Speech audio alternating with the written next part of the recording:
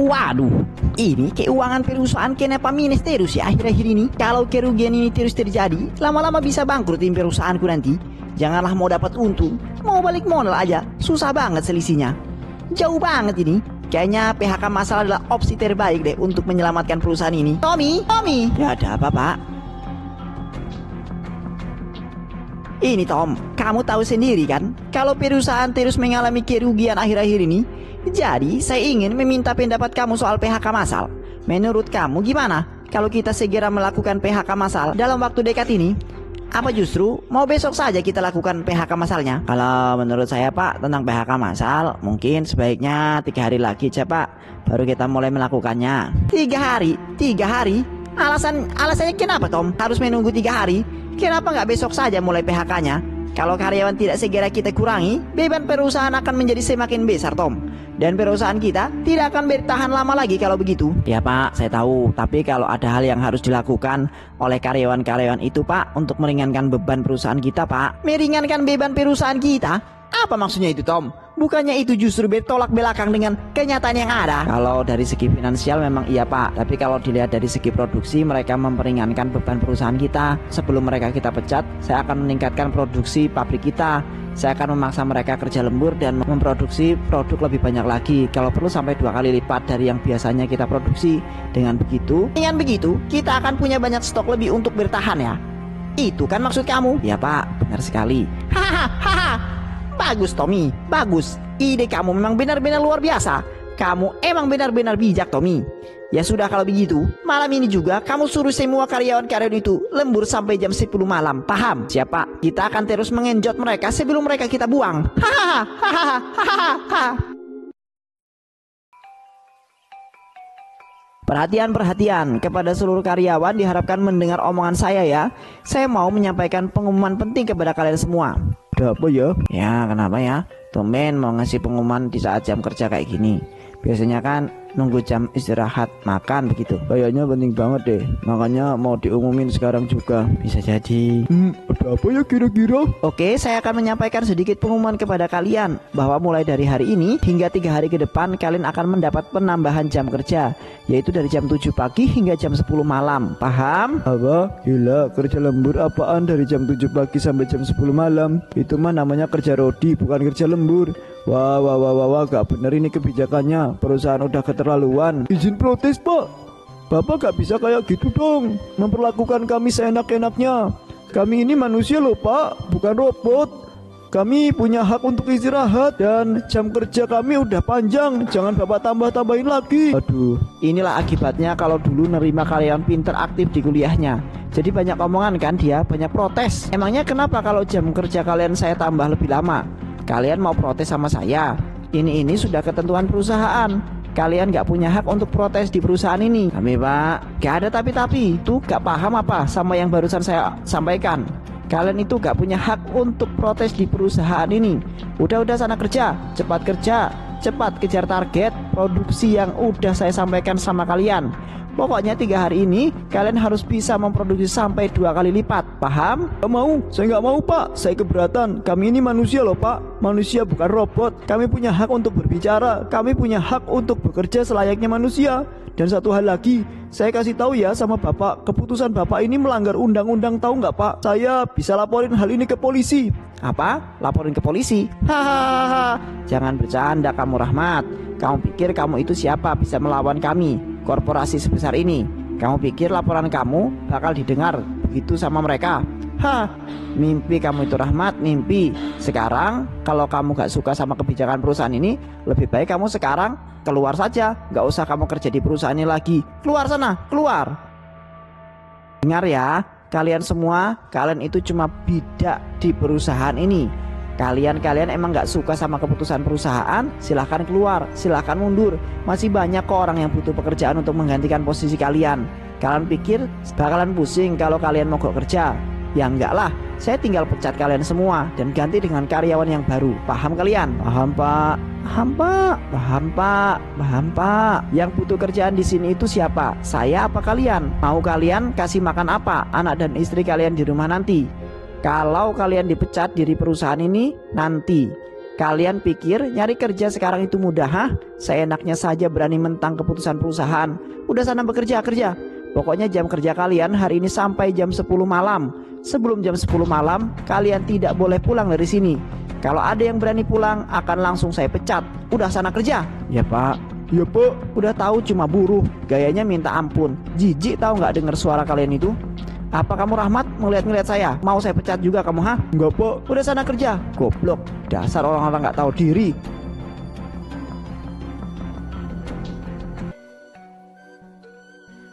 1 minggu kemudian, walaupun PHK massal sudah terjadi, namun bukannya mendulang keuntungan, perusahaan masih terus mengalami sebuah kerugian. Kita harus gimana lagi nih Tom? PHK massal sudah kita lakukan, lemburan karyawan juga sudah kita lakukan. Tapi apa hasilnya? Apa Tom? Apa Tom? Perusahaan masih aja mengalami kerugian. Kalau terus-terus kayak begini, dalam waktu dekat kita pasti akan bangkrut Tom. Tunggu hitung harinya saja. Mana minggu depan itu harus bayar cicilan bank lagi. Gimana ya coba kita bayar cicilannya, sedangkan uang aja kita tidak punya. Saya juga bingung pak, harus gimana lagi. Kita udah mencoba berbagai cara tapi hasilnya juga masih nihil. Bahkan yang terakhir kemarin saya sudah coba nemuin beberapa investor. Saya minta tolong sama mereka buat nyuntik dana ke perusahaan. Tapi hasilnya apa pak? Sampai sekarang nggak ada jawaban. Ini semua gara-gara barang impor itu. Semenjak adanya barang-barang impor itu, semuanya jadi berubah. Kita jadi kesulitan kayak begini. Jangankan mau menguasai pasar, biar saing dengan mereka saja sudah setengah mampus kita dibuatnya. Ini semua salah pemerintah. Pemerintah emang brengsek, emang bodoh. Yang ada di pikiran mereka itu cuma pirut aja. Bukannya berpihak pada kita, produsen dalam negeri, malah seenaknya saja ngasih kelonggaran pada barang-barang impor. Dasar sampah. Ya mau gimana lagi pak, kan mereka yang punya kuasa, mereka juga yang punya wewenang untuk mengatur negeri ini. Pelaku ekonomi kecil kayak kita bisa apa sama mereka? Sial, percuma juga kalau kita terus menyalahkan mereka. Mendingan sekarang kita lanjut berpikir gimana caranya dapat duit banyak secara instan, biar hutang-hutang itu bisa segera kita lunasi. Itu dia pak solusinya, duit instan. Duit instan? Maksud kamu? Ya pak, duit instan, pesugihan gitu maksudnya. Masa bapak gak tahu sih sama yang begituan? Kebetulan saya punya kenalan pak yang bisa menolong kita keluar dari situasi ini. Kalau kita ikut pesugihan, pasti dijamin kita bakalan dapat banyak uang pak. Seriusan kamu? Ya sudah, kita lakukan pesugihan itu. Tapi itu pesugihannya pesugihan apa ya? Tiru syaratnya apa? Biasanya pesugihan itu kan ada yang harus ditumbalkan, ya kan? Ya pak, sebagai imbalannya emang ada yang harus kita tumbalkan. Sekarang masalahnya siapa yang mau kita tumbalkan pak? Ayo tutup perusahaan ini. Ayo tutup perusahaan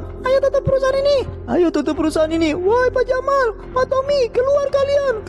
Kalian itu harus bertanggung jawab atas PHK semena-mena ini. Keluar. Ada apa ini Tom? Apa ada yang demo di depan perusahaan? Kayaknya iya deh pak, ada yang demo. Kalau dari suaranya sih kayaknya itu suara Rahmat, mantan karyawan kita yang kena PHK massal. Mungkin dia bersama yang lainnya gak terima dengan keputusan itu. Bisa jadi, ayo kita lihat.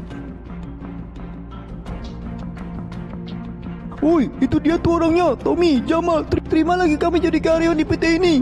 Apa yang sudah kalian lakukan sama kami itu gak adil, bener-bener semaunya. Betul. Kembalikan kami jadi karyawan PT ini. Apa yang udah kalian lakukan itu zolim. Kalian itu gak bisa mencat kami seenaknya kalian. Betul. Hah, jadi dia tuh orangnya yang bernama Rahmat.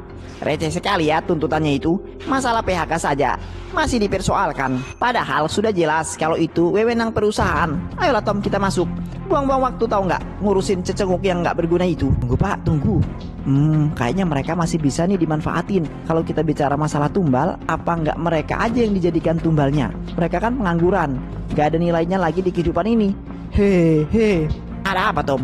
Kok kamu tertawa? Saya punya ide pak. Gimana kalau kita manfaatkan aja mereka semua itu untuk jadikan tumbal pesugihan kita? Daripada pusing mikirin tumbalnya, lebih baik manfaatin aja yang ada di depan mata. Apalagi kita udah nggak punya banyak waktu pak untuk bayar cicilannya. Gimana pak? Bapak setuju nggak sama ide saya? Iya juga ya. Setuju Tom sama ide kamu itu. Kamu atur saja semuanya. Semuanya saya serahkan sama kamu ya. Baik pak, serahin saja semuanya sama saya. Kalau nggak salah dalam proses ritual persembahan dibutuhkan foto dan bagian tubuh dari orang yang ingin ditumbalkan. Supaya ritualnya bisa berhasil, kalau gitu saya akan menjadikan syarat untuk bekerja di perusahaan ini. Hei dengarkan ya. Kalau kalian ingin kembali kerja di sini, kalian harus mematuhi semua perintah saya. Cepat berikan saya 1 helai rambut kalian dan potong kuku jari tengah kalian. Yang tidak memberikannya tidak akan saya terima kerja lagi di perusahaan ini. Oh, kuku sama rambut. Mau buat apa Pak emangnya? Ini gak ada hubungannya sama kami kerja di sini. Diam kamu, gak usah banyak omong. Kalau kamu gak mau ya gak apa-apa. Gak usah kerja kamu di perusahaan ini. Paham? Yang mau kerja silakan memberikan syarat yang saya minta tadi. Gunting kuku ya Pak, kami gak bawa. Tenang, ada di dalam perusahaan. Yang mau kerja ayo ikuti saya ke dalam. Ya Pak, ya.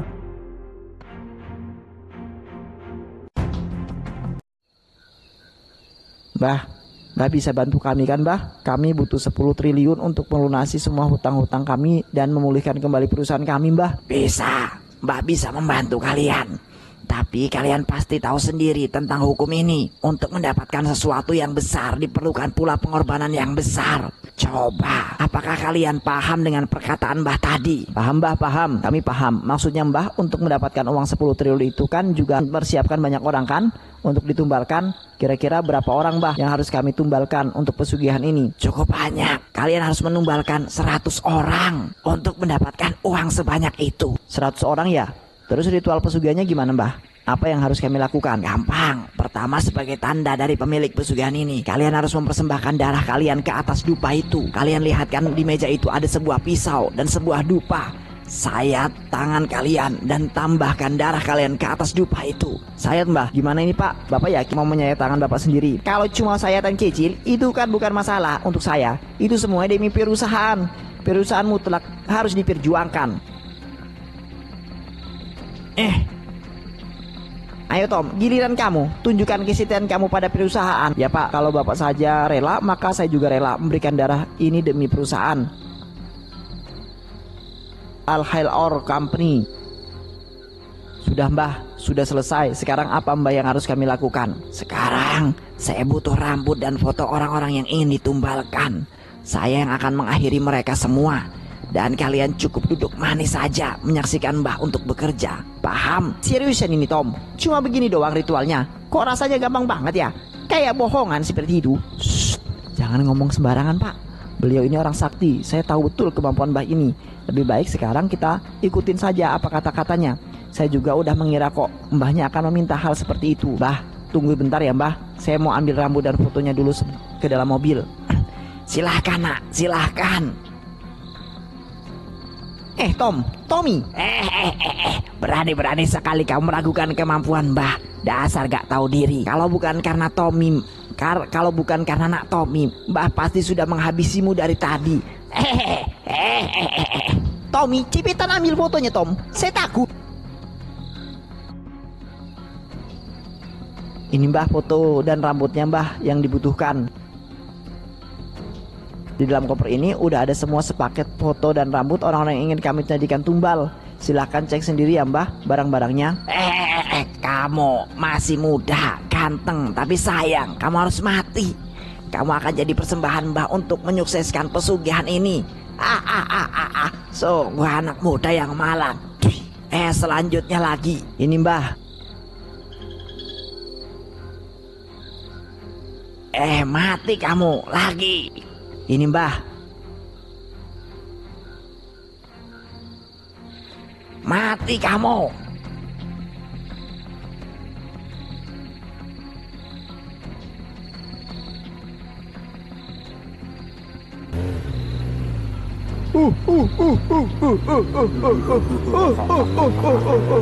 Ada apa ini? Kenapa tiba-tiba semuanya gelap? Mataku gak bisa ngelihat.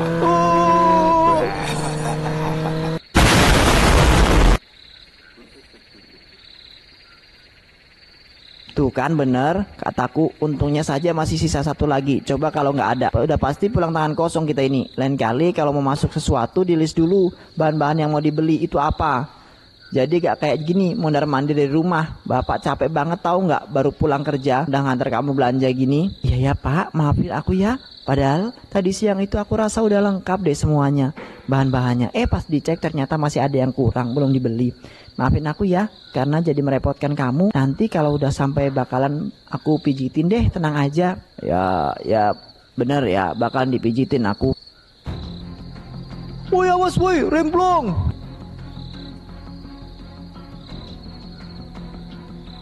Bang beli bensin, bang beli bensin ya. Beli 30.000 aja bang, udah cukup.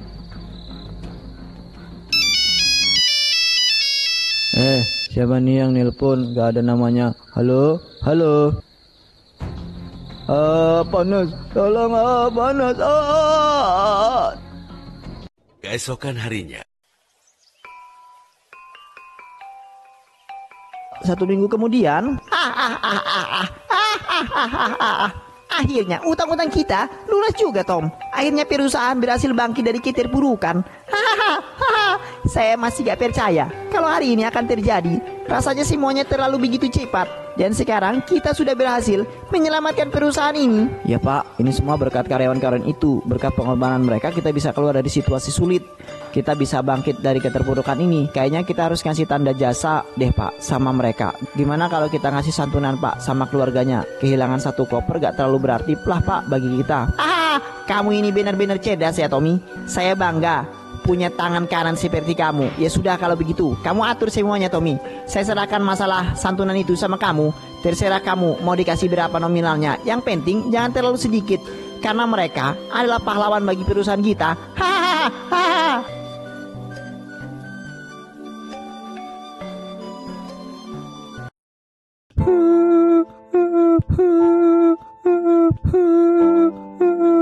Saya selaku perwakilan dari perusahaan mengucapkan turut berduka cita yang sebesar-besarnya atas meninggalnya saudara Rahmat. Beliau adalah orang yang baik, pekerja keras dan merupakan sosok yang dihormati bagi kami semua, baik itu bagi atasan maupun teman-temannya. Saya turut berduka cita ya Bu. Ini ada sedikit santunan dari kami untuk keluarganya Mas Rahmat. Terima kasih banyak ya Pak. Uang ini sangat berarti bagi kami, apalagi Mas Rahmat adalah tulang punggung di keluarga ini. Setidaknya dengan adanya uang santunan ini, kami gak perlu takut akan kelaparan dalam beberapa hari ke depan. Terima kasih ya Pak, terima kasih. Ya Bu, sama-sama. Kami yang harusnya terima kasih terkait dengan dedikasi Mas Rahmat selama ini. Ibu yang sabar ya Bu, yang kuat. Saya yakin Ibu pasti bisa melewati semua cobaan ini.